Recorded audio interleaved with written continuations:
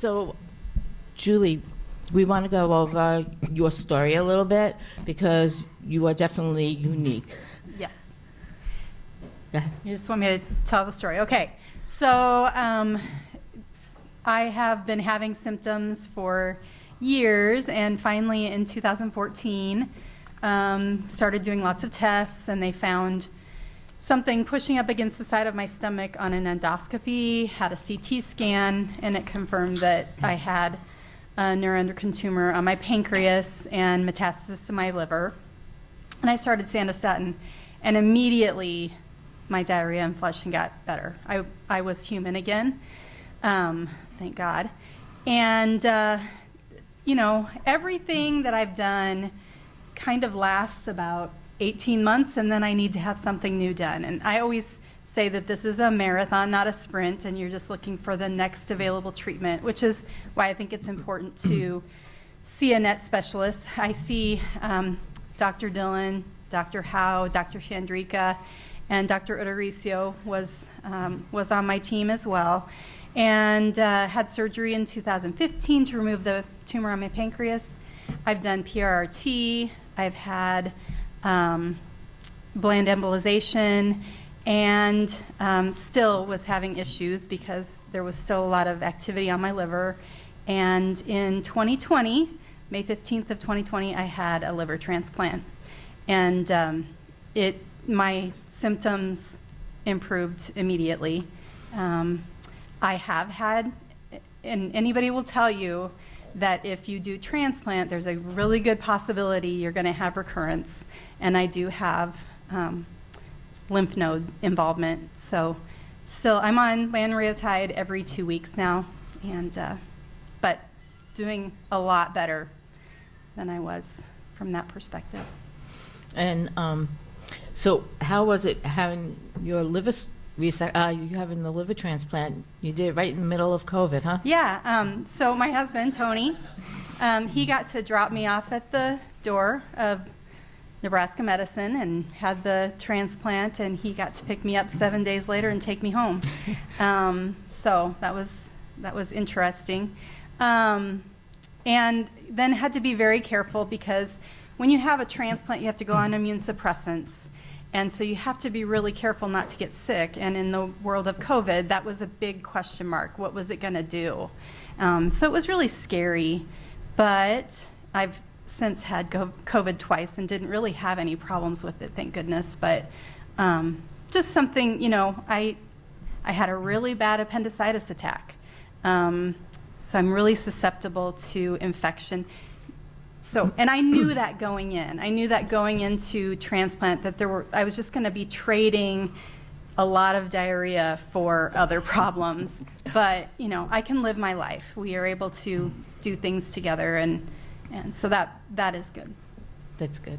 And so what are your feelings about making sure, you know, you find the right doctors, finding support for each other, and things like that? Okay, so as far as finding the right doctors, when I found out that I had recurrence in my lymph nodes, I was very upset about that because I had gone to the extreme of having a liver transplant, and even though I was warned that it would come back, you can't. It's hard to accept.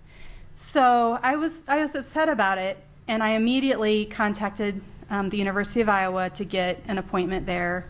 And the minute that I sat down with the doctors at the University of Iowa and they explained, okay, we still have this and this and this that are available, I felt so much better. My anxiety was really calmed. So I think that's the importance of seeing a NET specialist, is they know all of the tools available in the toolbox and when to use them. And as far as you know, advocacy, and originally when I was first diagnosed, I didn't know anybody with this disease, and it's a lonely feeling. As I know a lot of you, it's a lonely feeling. You're the only one in the bathroom when you're not feeling well. It's just a lonely disease, and so having people that you can talk to, and you know, people like Marianne who've been dealing with this for decades. That's important for us to know. And the interesting thing, and I'm sure a lot of you have experienced this, then you meet somebody who has it. And we actually go to the same church. So, you know, you meet other people. It's maybe not as rare as you think. It's true. It's true. Gary, you want to share your story? Sure. I was diagnosed in 2017. I'd had symptoms, flushing a lot, and occasional diarrhea for maybe 10 years before that time. And had all kinds of excuses what was happening, but never really thought about anything till I had my annual physical exam, and the PA checked my abdomen and said, "This doesn't feel right. Does it feel right to you?" I don't know. I've never really felt that to know what feels right. But he referred me to an ultrasound a couple of days later, and then I went off on vacation and got a call from him saying, "I want you to see an oncologist when you get back." And so I saw the oncologist, and he referred me for some testing, and then I finally had a biopsy and discovered that the primary source is probably small bowel, and the main presentation is on the liver. And I began doing lanreotide right away, and I got along well with that. And then the symptoms became a little more problem again, and I was offered a chance to do Lutathera after it had been approved in 2019, and I did that and got along very well. I mean, Dr. Muir has told me I was a boring patient because I got along well, no big reactions to anything, and I did the Lutathera and things went well, and then it began, a scan showed tumors were increasing in size again and a little spread, so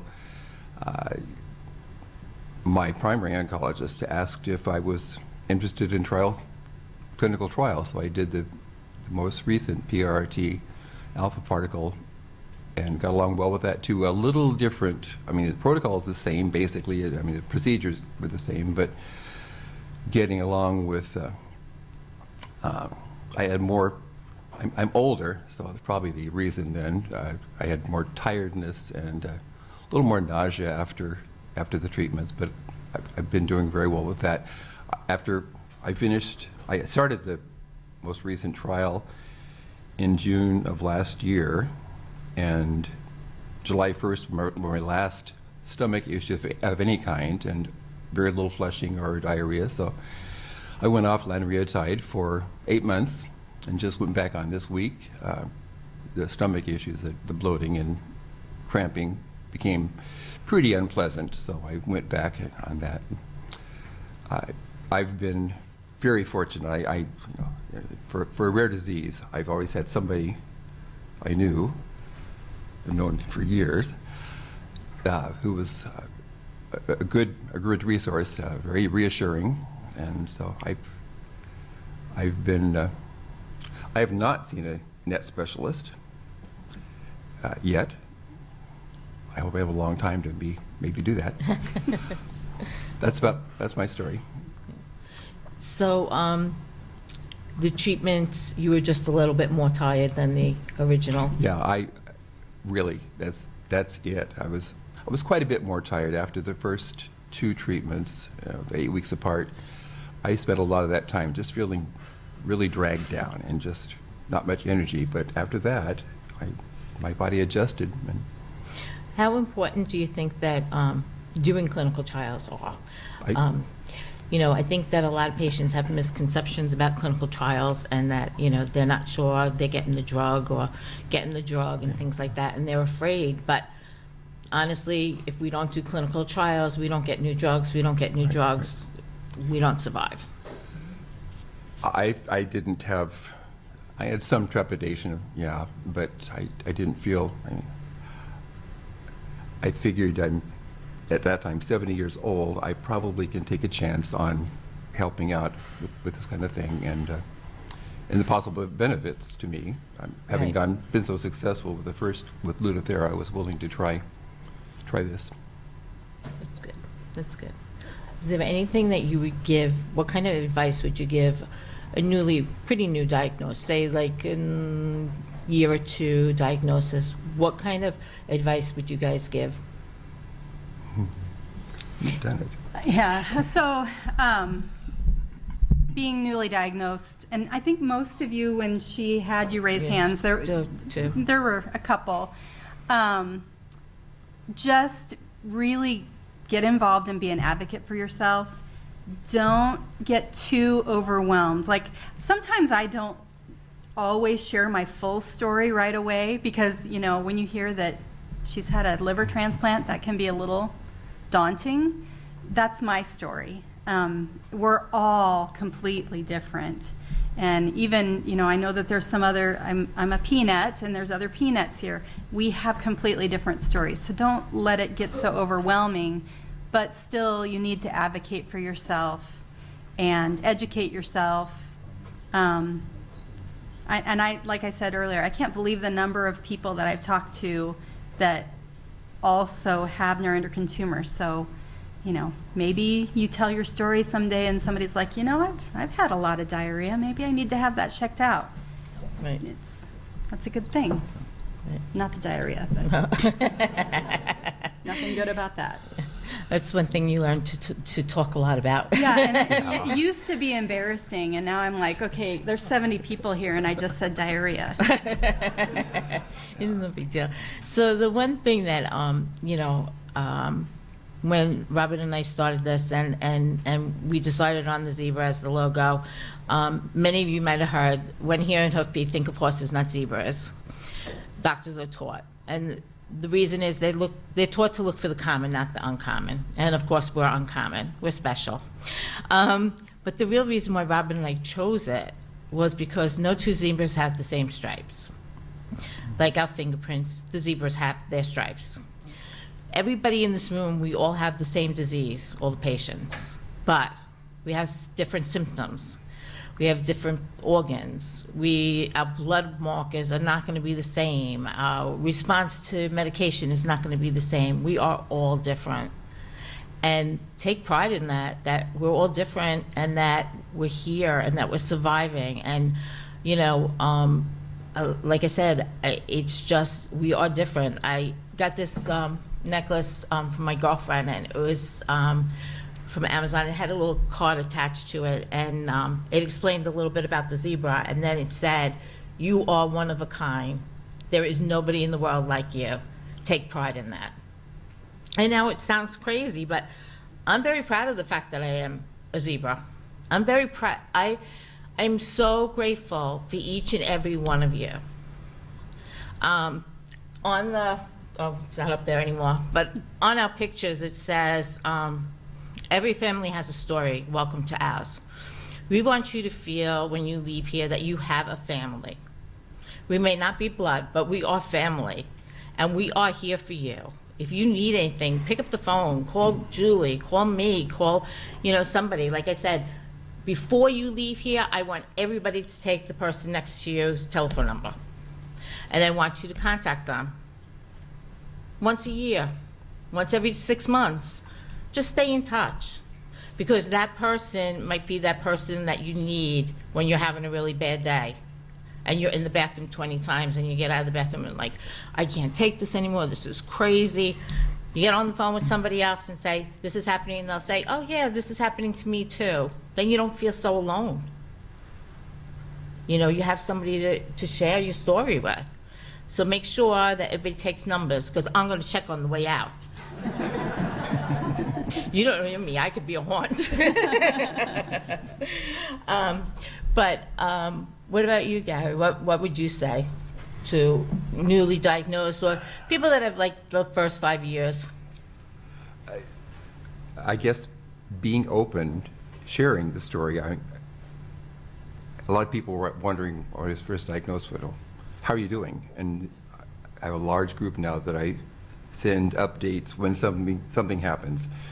And I've got a lot of feedback, very positive feedback, people who really do care. And it's good to know the others out there who do care what's happening to you and are not very aware of this. They're very interested in what's this all about and tell me more. And so it's, yeah, I guess, and so you're not uncomfortable talking about diarrhea. I talk about it in church sometimes, you know, and it's not a big deal. And just yeah, it's, that awareness is being created in my circle of friends and acquaintances. Right, right.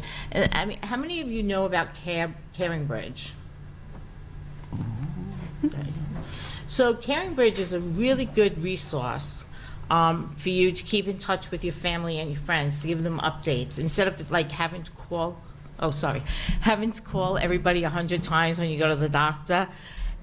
It's a free app, and you can write your story, you can write anything, your feelings, whatever, and then your family and friends can sign up and read it all at one time.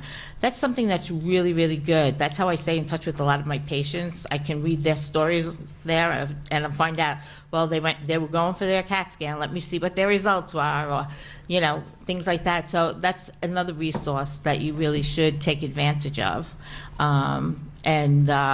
You know, this way you can keep in touch with your family, you can keep in touch with friends, because I know sometimes when you get home from the doctor and it's very stressful, you just had your scan and you're really stressed out, and you have 20 people calling going, oh, you just had your scan, what happened with your scan? And then you're like telling the story over and over and over again, and it's like, I don't even want to talk to these people.